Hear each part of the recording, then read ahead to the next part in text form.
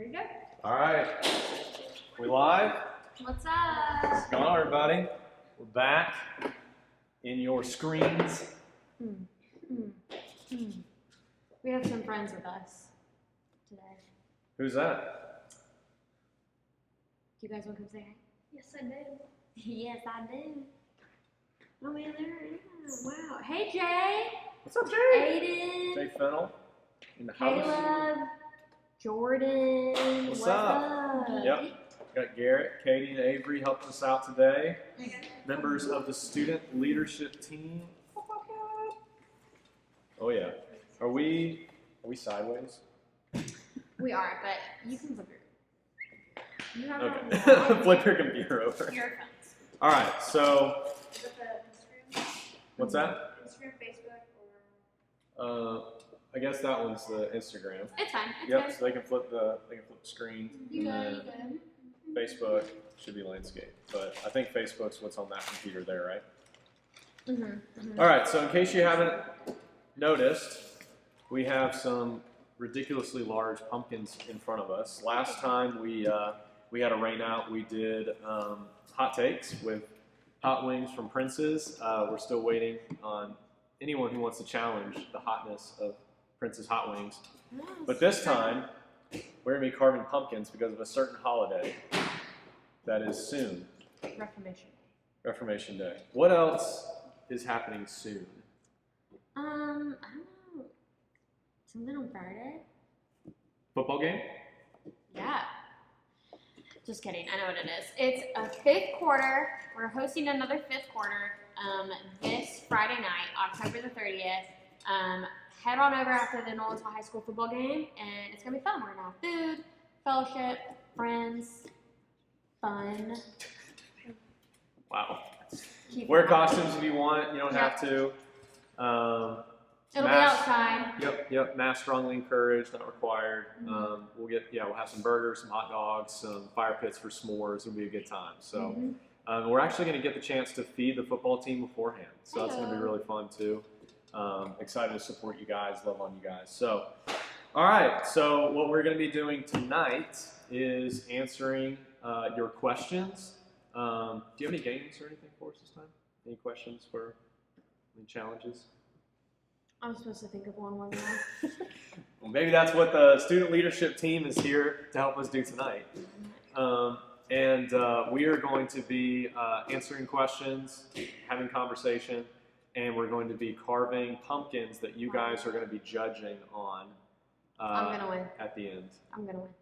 We'll see. I haven't carved a pumpkin since I was in kindergarten, which meant that I was sitting there watching my mom do it. So we'll see. I haven't carved one since high school, so I definitely have some more years of experience. You can be in prayer. What we don't want to happen is a live amputation. We are using pumpkin carving kits that should hopefully mitigate against that possibility. I don't even know what any of these things are. Neither do I. So we're going to discover together. This is like wow! Oh my god!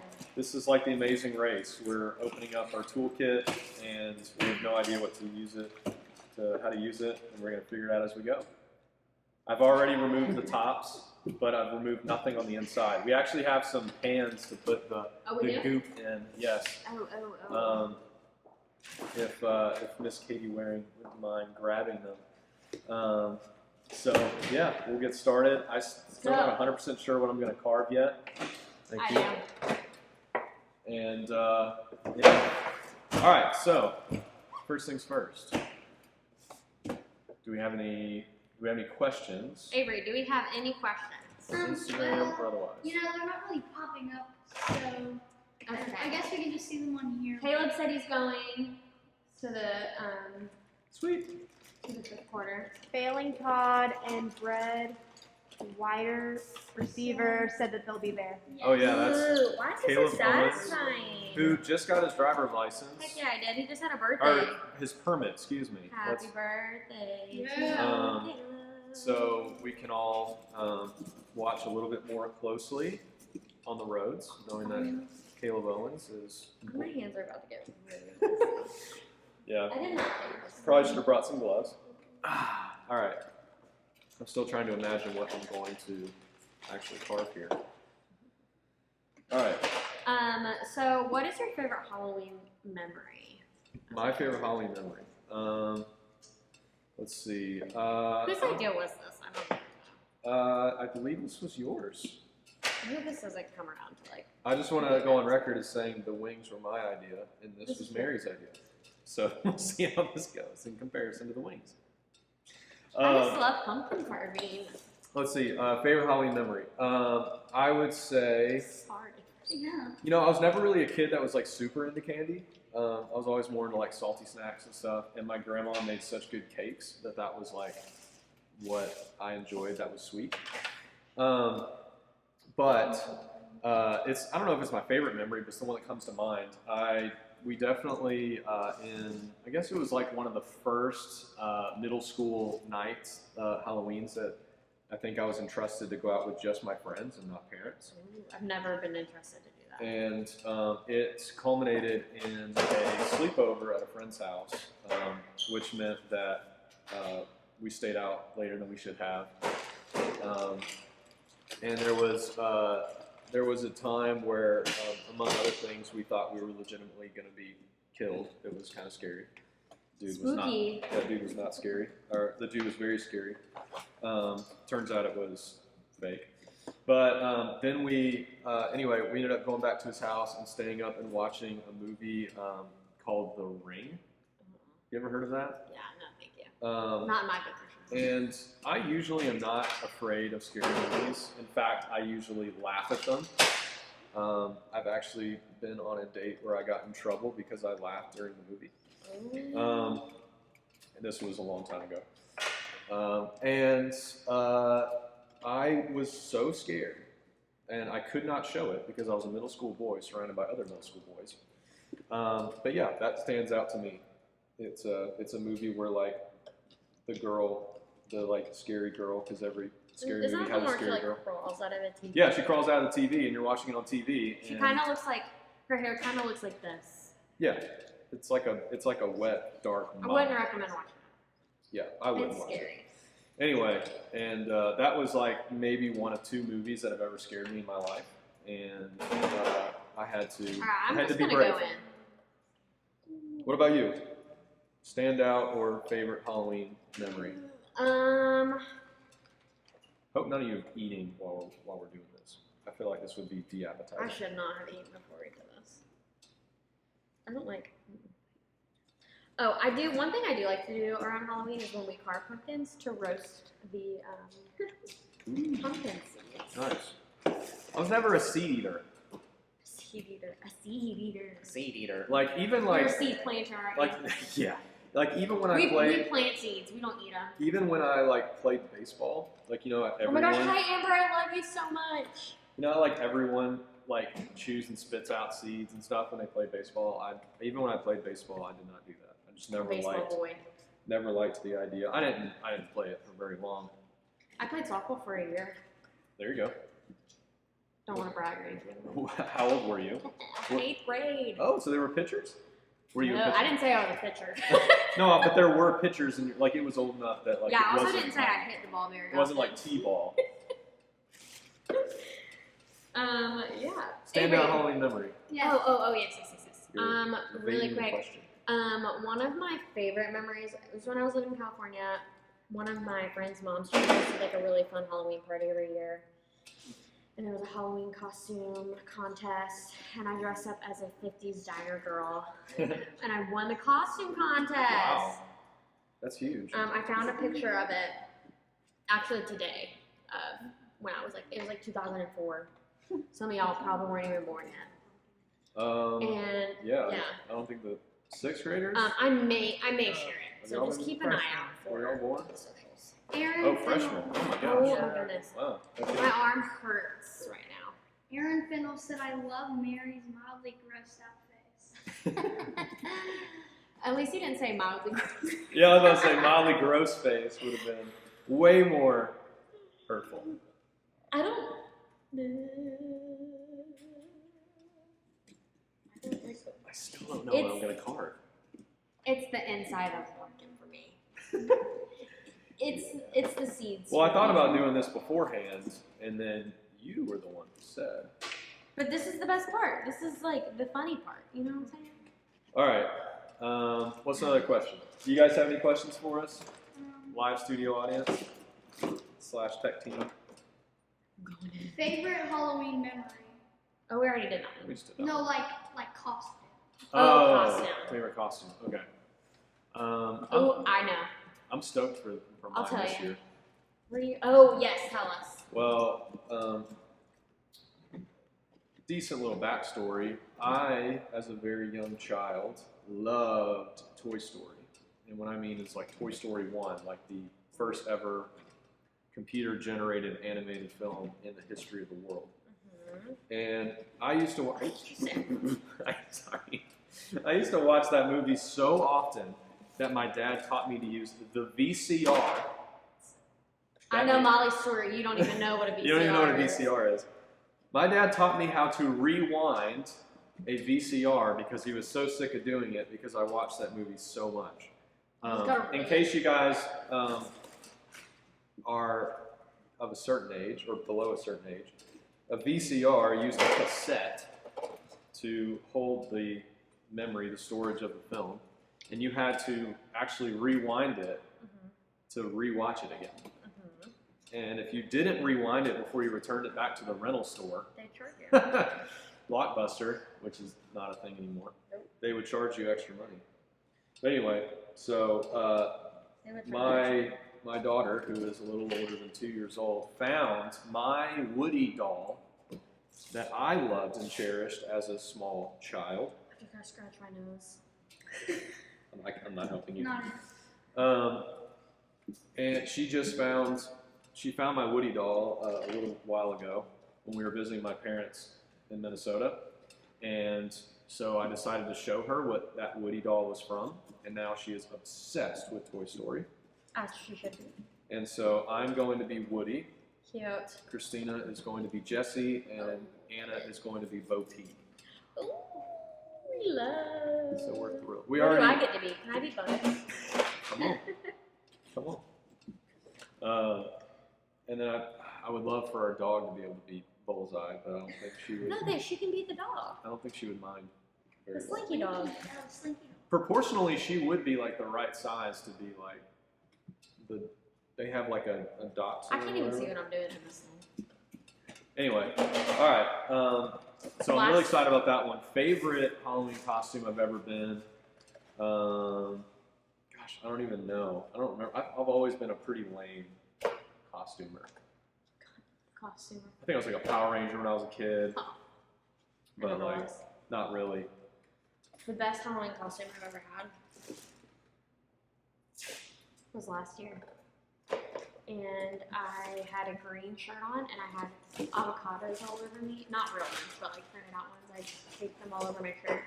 And I wore a halo, and I was holy guacamole. It was so funny. That's pretty awesome, actually. It was a really last minute put together thing. But I did it, and it was very fun. Went to a Halloween party. It was very fun. How like empty do I have to get it? Like I'm gonna leave that up to your jurisdiction. not jurisdiction. What would Jill do? What would Jill do? What would Jill do? Jill is Alex's mom, by the way. Which we now follow each other on Instagram, so same. We did what on Instagram? Me and your mom. Oh, y'all. She follows me on Instagram, and I follow her. Oh. There are a lot of people in this world that call my mom their second mom. And she has earned it. It's all slippery. Favorite Halloween or scary movie? Hocus Pocus. Oh, yeah. Favorite. Ooh. We watched that the other night. It's the first movie we watched in our new house. Aw. I need a pencil. There's a marker in there. Ooh, yeah. Can I have a marker? Are there two? There's one in the office. I would love one as well. Actually, you know what?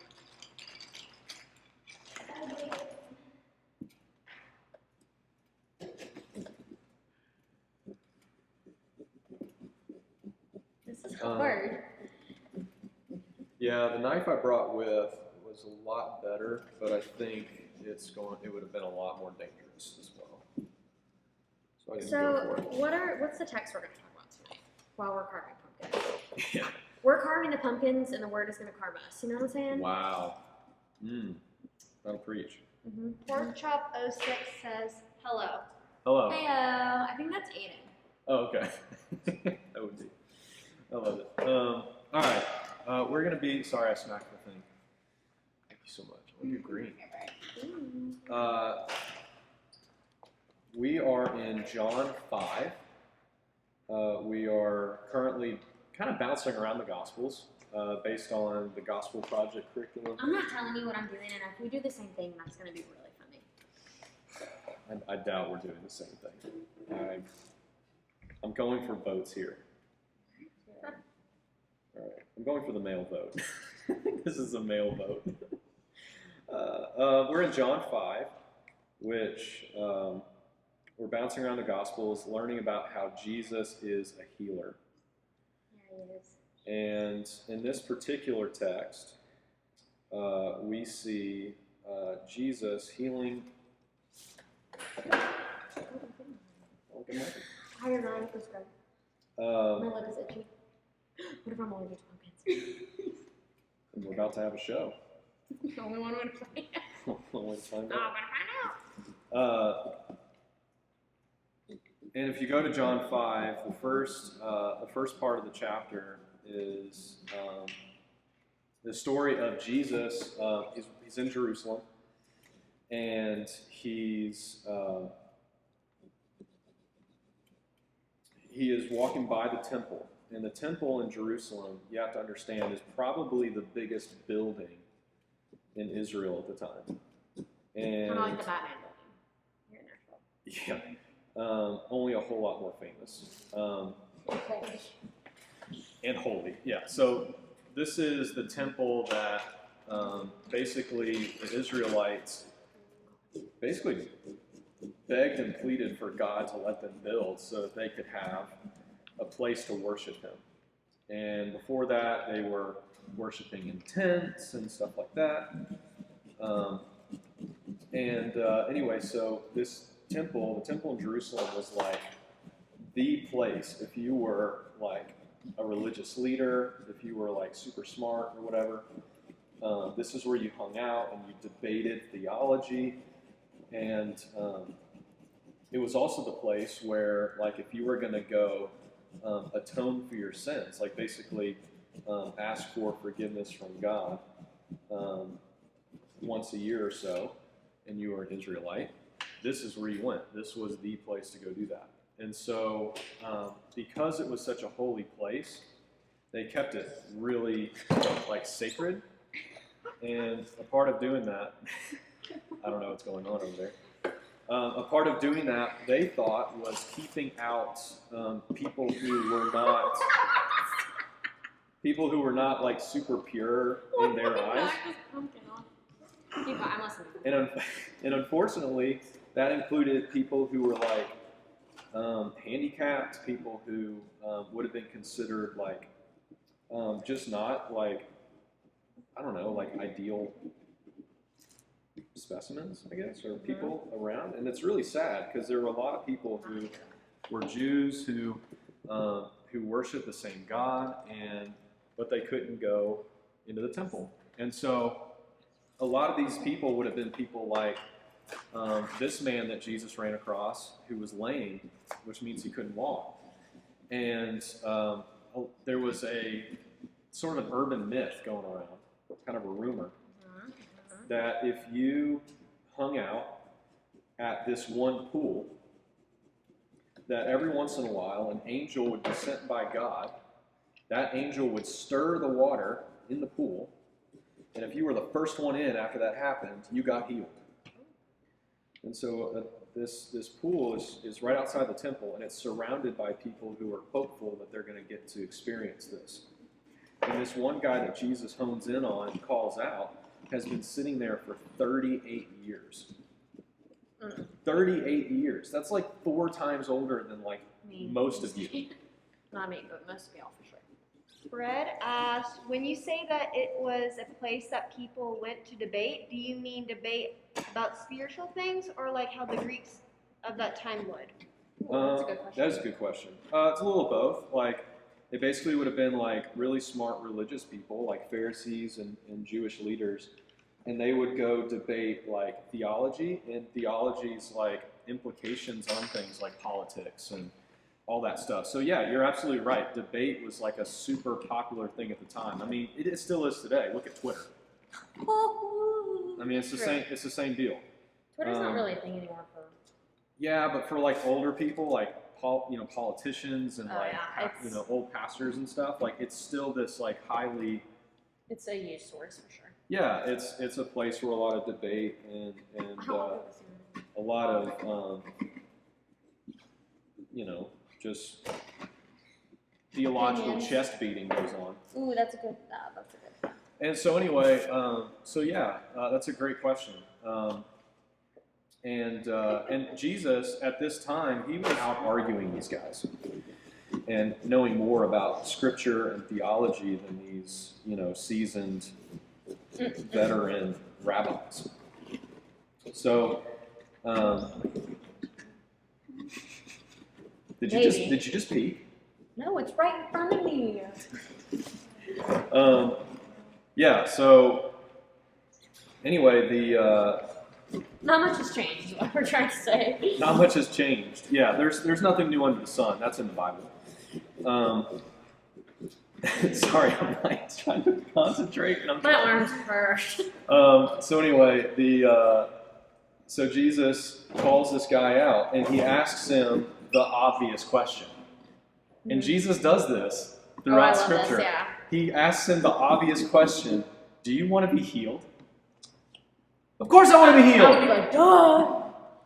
Don't you already know this?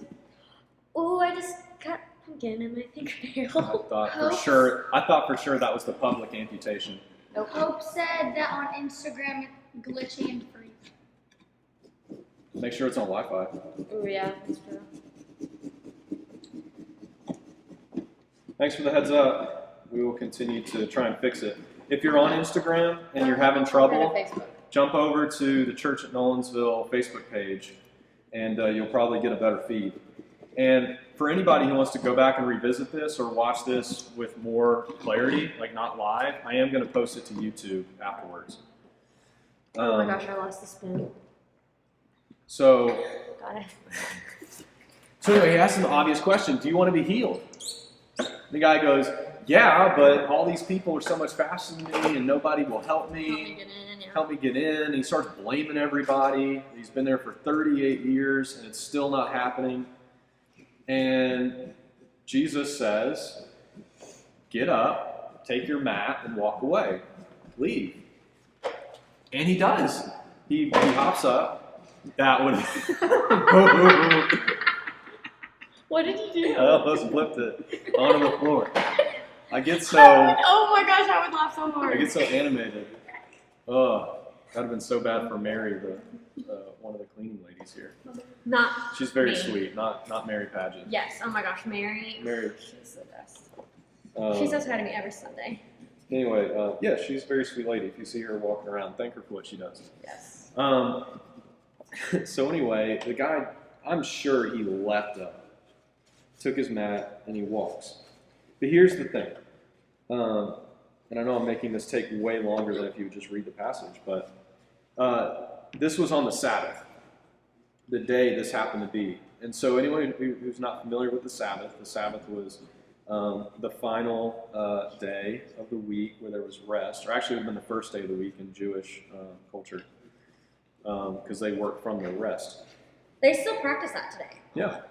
Like to the point where I have friends who went over to Israel. And we do too, sort of. Like we go worship on Sunday. We're supposed to. Yeah, and that's the first day of the week. We're supposed to rest. Do we? No. Yeah. NFL players don't rest, that's for sure. You're right. And we enjoy watching it. Sorry, Titans. Anyway, so this is on the Sabbath, so you're not supposed to work, except like it's, this is like the religious center where like all like the, the most holier than thou people are. And so they call this guy out for picking up his mat. Picking up your mat would be doing work. Yeah, like so over in Israel, even today, there are like elevators that like have like they have a separate elevator that just goes up and down, and you don't even have to press the button because on the Sabbath, So you don't work. You don't work. Wow. Even, So like, you don't pushing even a press button. Okay, wow. So that gives you some context. So picking up a mat, work, right?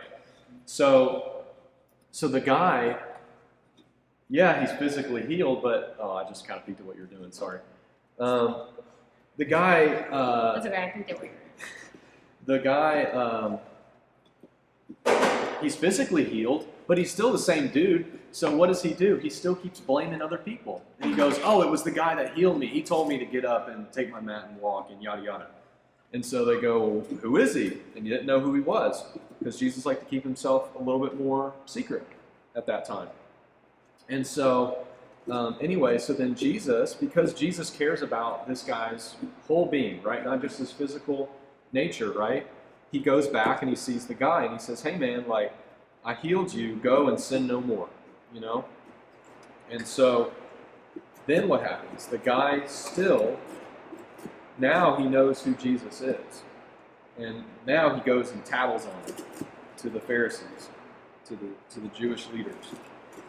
And that was like the first domino knocked over that led to Jesus basically being indicted, arrested for blasphemy, which is equating yourself with God. Why do you suppose that was the straw that broke the camel's back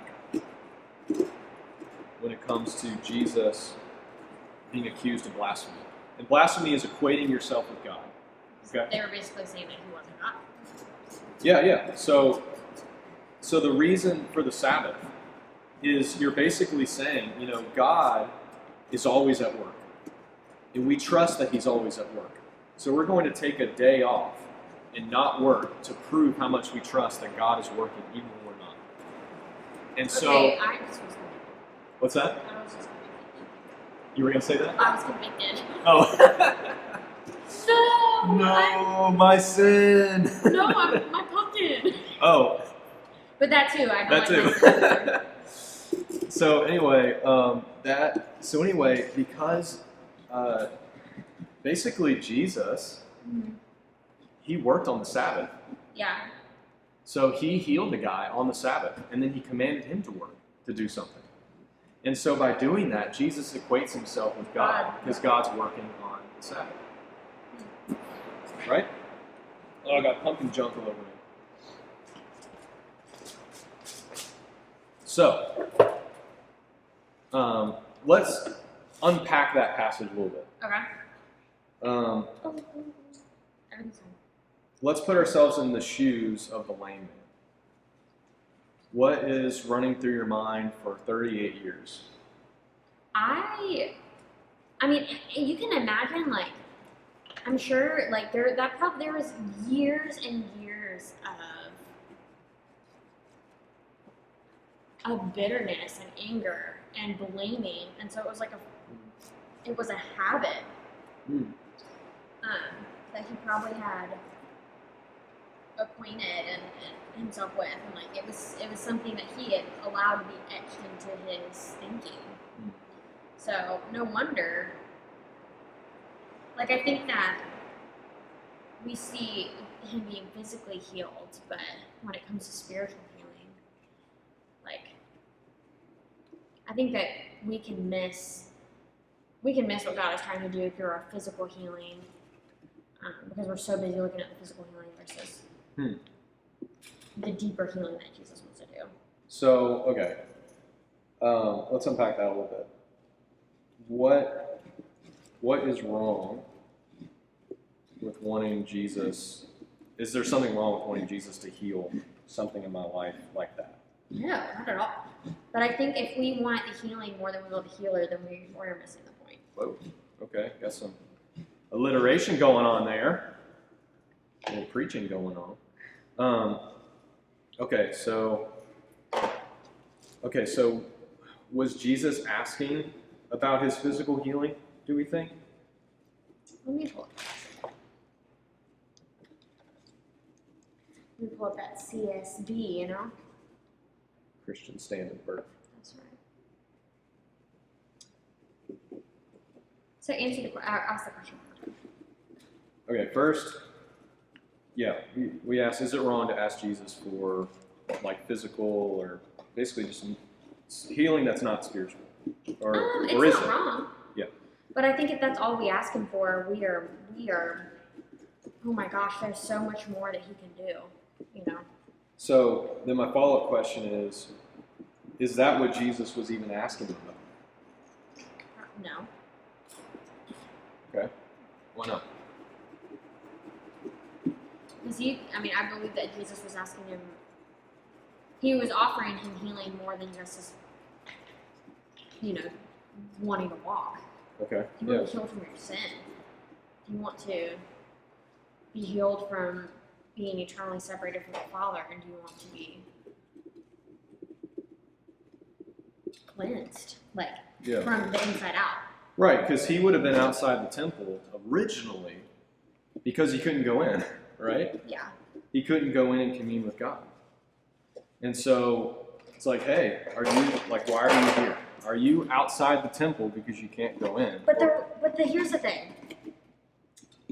We can be so fixated on, I want to be here, thinking that's where we're going to find God. And the reality is, Jesus meets us. Like, he comes to us. Oh, okay. You know? Yeah. And it's not even, sometimes it's not even in the religiosity concepts that people get caught up in, you know? It's so much more personal, and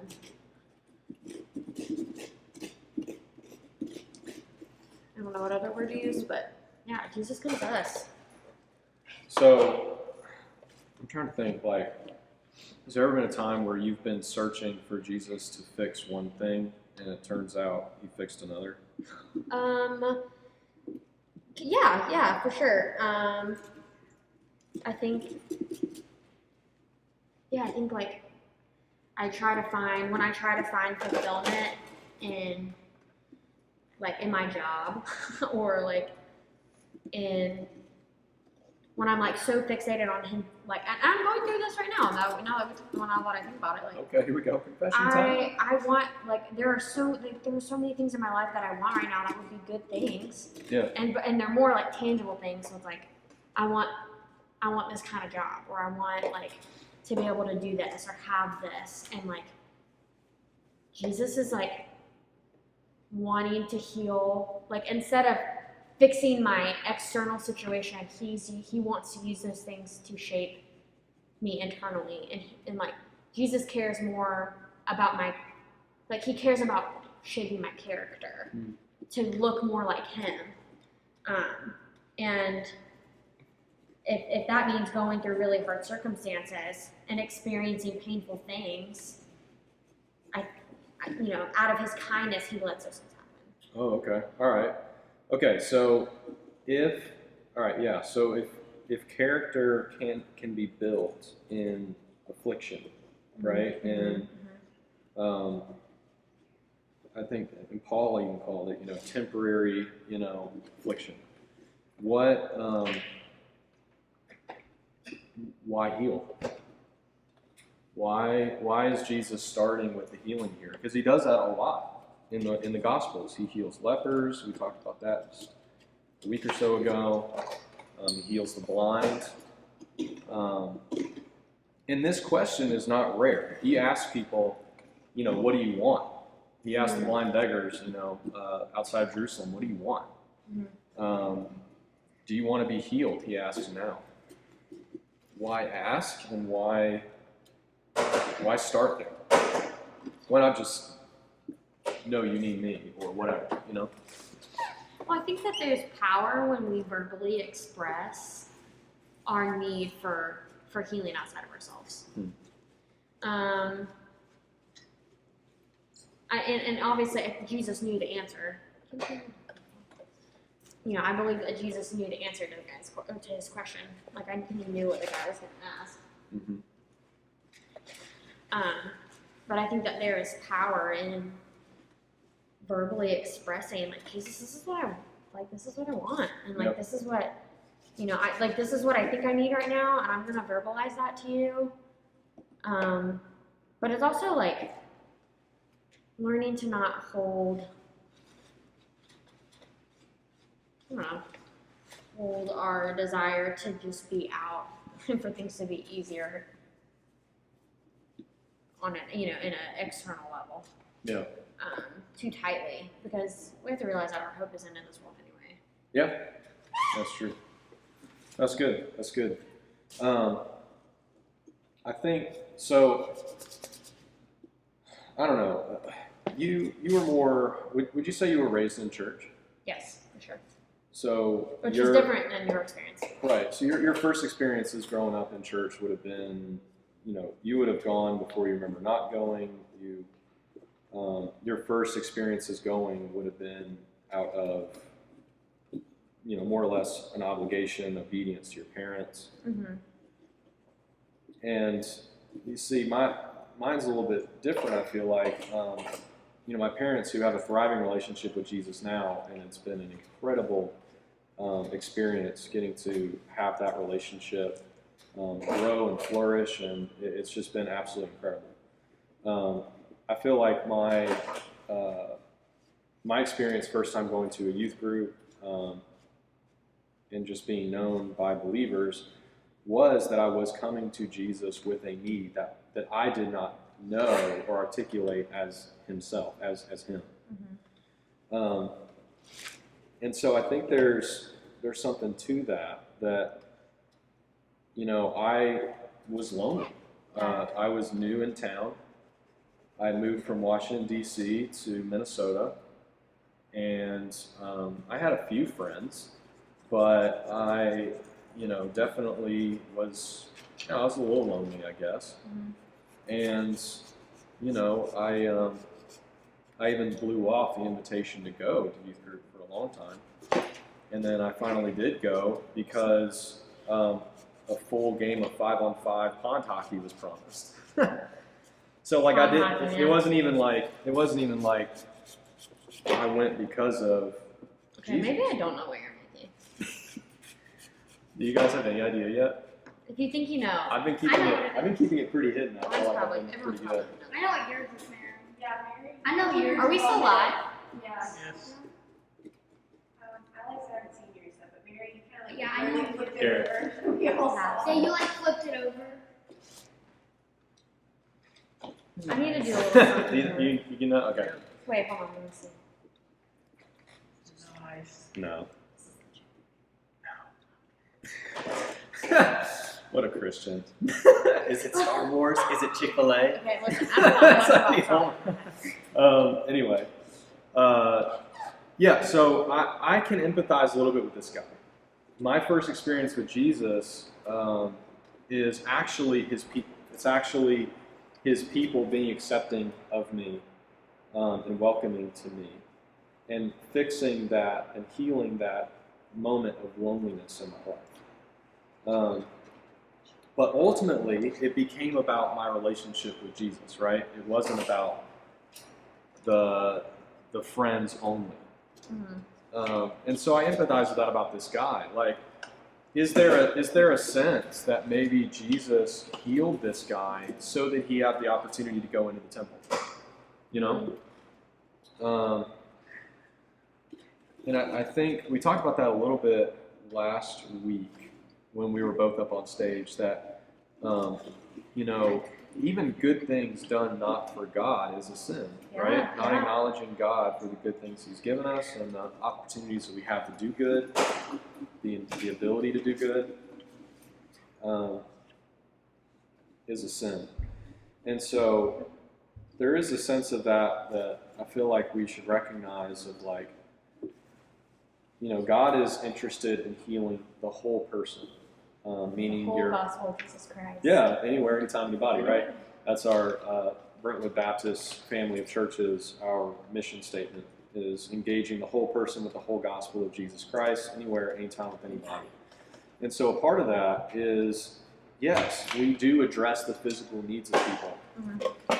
but it also means that whether the physical need comes first, the emotional need comes first, the spiritual, the mental need comes first. Everyone comes to Jesus with an initial need, and very rarely is it someone out of nowhere saying, "I need Jesus," right? Yeah. It's usually it usually starts somewhere, and so I think that's in a sense what we see here, because Jesus, even after this guy rats him out, the guy goes, "Yeah, it was the guy that healed me. It's his fault." Jesus still runs after him and goes, "Hey, sin no more, lest something bad happen." He's talking about his eternal life at that point. Oh, my bad. Is that everything okay? I was just gonna say we got a question. Yeah. From Karen Grace Torres. Yeah. Favorite Halloween tradition with family? What is it? What is your favorite Halloween tradition with family? Oh, okay. Yeah, we can take a quick break from the passage. No, don't laugh. I'm serious. Another question? Yeah. Favorite Halloween tradition with My arm is family? hurting. I'm not gonna lie. Yours what? My arm is hurting. I feel like I'm as good as I'm gonna get. I'm just have a way to light it up, so when we turn it around, it's. You don't want to get lights? What's that? Like a little light? Just broken.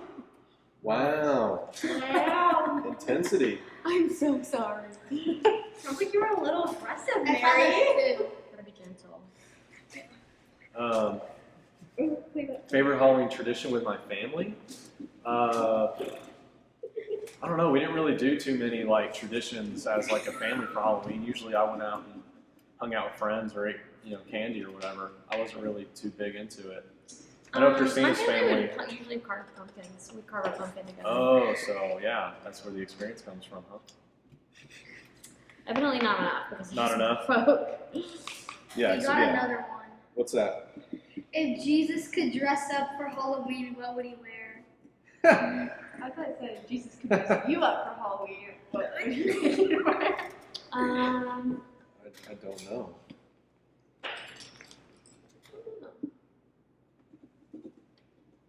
The whole ghost. Wow. Was that a setup? Was that a setup? No. Take your pumpkin and go home. I'm just that funny. The Holy Ghost. That's funny. I was gonna say clothed in majesty or something like that, but That's good too. um, I just got jokes, got jokes. I got jokes. One of the things though that I was thinking about is it seems like from the outside looking in, growing up, not necessarily in the church, but then becoming a Christian and becoming a minister and all that. It seems like one of the things that a lot of people come to Jesus with, more than almost anything else, even if there's something else layered on top, is guilt. Yeah. Why? Why is, to me, the attraction to church, the attraction to Jesus, when you feel guilty? I understand that later on when there's conviction. Mm-hmm. Conviction for sin, and guilt in a way is actually good in that it convicts us, it leads us to repenting, turning away from our sin. But what about guilt? What about the guilt that sort of leads to crying out for Jesus? Because I feel like so often that is what people actually go to church or ask Jesus to heal, is their feeling of guilt. I think people want the, and I say this not pointing a finger away from me, but pointing a finger at me. I think we can be as believers, as humans, we can be so all we want is just to feel good, and we just want to feel better about ourselves, and we want to be a better version of ourselves, and we feel bad, which isn't feeling conviction is a good thing, but I think that we're just I just want to feel better. and feel like I'm a good person. Hmm. And the reality is, Jesus isn't asking you to make you feel like you're a good person. He wants you to see that you need him, Yeah. and that you're a bad person. That we're a bad person. You know. Yeah. And you know, I think that Jesus isn't asking us to be a better version of ourselves. He's asking us to be like him. And I think that we live in a culture that just wants to scream like, oh, you are enough, you are enough, you are enough. And the fact is, you're not. Straight up, like you're not enough. And if we submit to the lie and submit to believing that we in and of ourselves are enough, like we are submitting to a lie that will rob us of the abundance of life that Jesus wants to give us. Because Jesus is offering us something like life so much better than what we have in ourselves. Because we don't have life in ourselves, You were dead in your trespasses and sins, in which you lived according to the ways of this world, according to the rulers and the power of the air, and according to Ephesians 2. But Sorry, my don't hand cut locked yourself. up. No, my hand locked up. It was weird. Sorry. But Old people problems. it's like Jesus wants to prove himself to be enough. And that's a lot of people we think that is so restricting, and really it's so freeing. To sit here and realize, oh my gosh, I'm not enough, and that's okay because Jesus is. Man, when we can live from a place, when we can live from that truth, and we live in the reality of that, Jesus can just do. There's just so much that he can do within us and through us, when we understand that. I'm about to break something up there. I know I've started a new adventure over here, adding to mine. So hopefully this doesn't ruin the rest of it. When we understand that we are not enough, but Jesus is, it's transformational in the way that we live every area of our life. Right, and that's so good, because I feel like we do. I'll say it this way. I forget sometimes We have that. 4 more minutes, Bobby. Okay. I forget quite easily that I, in sin, am not just posturing myself in rebellion and hatred of God. But what I'm also doing is running away from a good Father. Yeah. And I am robbing myself of experiencing. Oh my gosh, that it's love. like when you see in movies, when you see a parent, they're financially absent, or they're financially present in a kid's life, but they're so emotionally absent. We see how destructive that is, and a lot of us expect God to work that way, and he doesn't.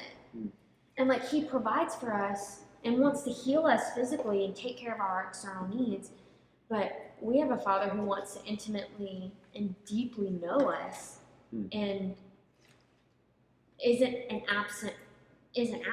Right. And we see that in this guy.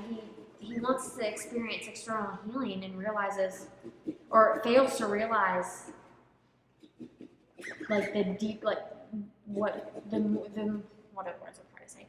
Jesus is offering more to him. Yeah. That's better. That's so much better than just physical healing. Right. It I is. think I'm done. We talked about this a little bit in the high school group last week, and I saw a lot of nods as I looked around. And I feel like a lot of people, when they look at the gospel, or if they try to explain the gospel, the good news of Jesus, they start in Genesis 3 and not in Genesis 1. Yeah. And what they do with that is that they start with, oh, you're a filthy, rotten sinner. It's well, yeah, yes, you're in sin. You have sin nature, and you've sinned in your life. But the story begins with God creating us and saying, It's good. it's good. Yeah. And you're made to reflect my image. Yep. And another places in Scripture it says you are the crown jewel of creation. And like I think people forget that this whole story begins with God like loving you. And so much so, John 3:16, that God sent his son to die so you don't have to live in separation with a good Father that loves you. Yep. And when you look at the gospel through that lens, you see that it is a gospel of human value and not of like just, some sort of like, like, I don't know, self-loathing. Well, the reality is, anything that claims to be the gospel and points you to yourself isn't the gospel, isn't the true gospel. Right. We live in a world, and this isn't something that's new, and like this isn't something that like is just now becoming a thing. This is a thing that's been a problem for forever. But and I said it earlier. There's this world wants to tell us to find the answer within ourselves, and we can't do it.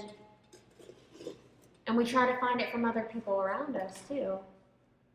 And we want to sit here and point fingers and say, well, if this person could have done this for me, or didn't do this to me, or if this person would have, I thought you were about to like kiss your pumpkin. Going for gold. If this person would have done this for me, or if this person would have taken me to the pool, then I could be healed. And the reality is like, Sorry, I forgot we were talking about this story. And I was like, what does going to the pool have to do with this? I was like, whoa, some like personal pain coming out here. There was a pool. There was a pool. Someone pushed me in. Sorry. We want to sit here and blame other people, and if we keep doing that, we're gonna sit on the edge. We're gonna sit outside the temple for 38 years. But the cool thing is like Jesus doesn't leave us there. Yeah. Good. And the answer isn't found in other people, picking us up and taking us there, but it's found in Jesus just telling us to get up. Yeah. Wake that's up. Good. Wake up. Yeah, that's good. Yeah, and go experience the Jesus that's in the Bible. Like don't rely on, like this guy did, urban myths and legends, and don't rely on just other people's word about the gospel. Like, don't rely on just me and Mary's word about the gospel. Or go dig in yourself. And if you don't know how to do it, we have a series where we went through Luke, all 24 chapters of Luke in 24 days this last summer. Go back on Instagram and go find that and learn. I show you how to read the Bible. Every day I'm posting on Instagram stories little devotionals so that you can, so the Bible is just that much more approachable to go experience the God of the Bible yourself. Go do that. Cool. I'm about done. I am too. I feel like our call to reflection is consider what similarities you have with this lame man. What do you want Jesus to heal? That's a totally fine thing to want to heal, but like, where are you blaming others for your problems? Where are you blaming God for your problems? And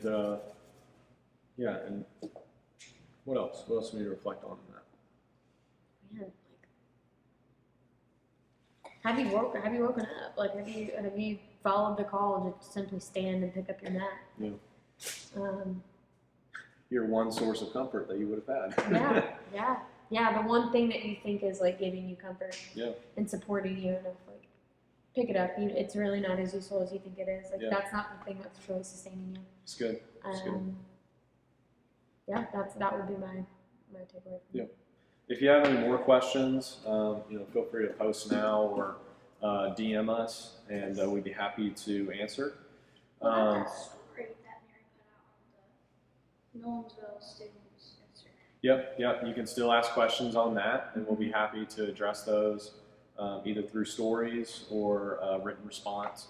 But I think now it is time to grade our pumpkins. So, what are the things associated like versus love or whatever on Facebook for the ways we can have them vote? Oh, we just have them in the comments. Oh, in the comments? Mhm. Okay. Just say, yeah, Mary or Alex. Okay. All right. We'll put a little poll on Insta. Can do that. Yeah. Story. So We'll do a little poll on Insta. So we'll do a poll on story, and then if you're on Facebook, you can You do ready? comments. Ladies first. I'm not gonna rub it. She like very it. Nice. No. No. Mine is not quite as self-serving. What is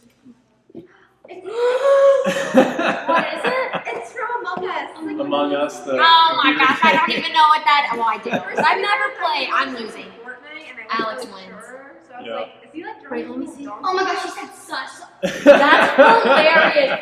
Oh my gosh, I'm so proud of you. Everyone, round of applause. Alex did something very culturally relevant. Now you need to get like a colored light to put inside of that. Yeah, Make, like, this is Oh, that's orange. amazing. This is the orange guy. Have you played Among Us? Oh my gosh, y'all should play. Y'all should do a live stream and we should I'm going all for play votes right here. We could play and like have one person live stream and be like, oh my gosh, I'm the imposter, guys. Don't tell anyone. It's going Don't for be an votes. imposter, everyone. It's going for votes. Wow. Guys, it's been real. It's been fun. It's been real fun. We did not plan that. That was smooth. That's smooth. Thank you to our student leadership team. Thank you guys for joining us, for your questions. Please DM us, comment with any more questions. Vote on whose is best. I don't know what happens to whoever wins, but we'll figure that out later. Yeah, No, maybe whoever loses. maybe to whoever loses. Pumpkin Maybe face? once, pumpkin pie. That sounds tasty. Pumpkin pie to the face. Let's do it. Drop the pumpkins. Yeah, y'all should like drop them. We should drop the pumpkins. I gotta take pictures first. Yeah, we gotta And then light y'all these. can- We gotta light these and put them on our front porch here at the church. Oh yeah. I mean, okay. And then- Nice and on the then- front porch Yeah, of this the will look church. great on the front porch of the church. Yeah, perfect. All the. All right, guys. We love you. Go in grace and peace. To love and serve the Lord. Bye. See ya. Now they gotta turn off like 5.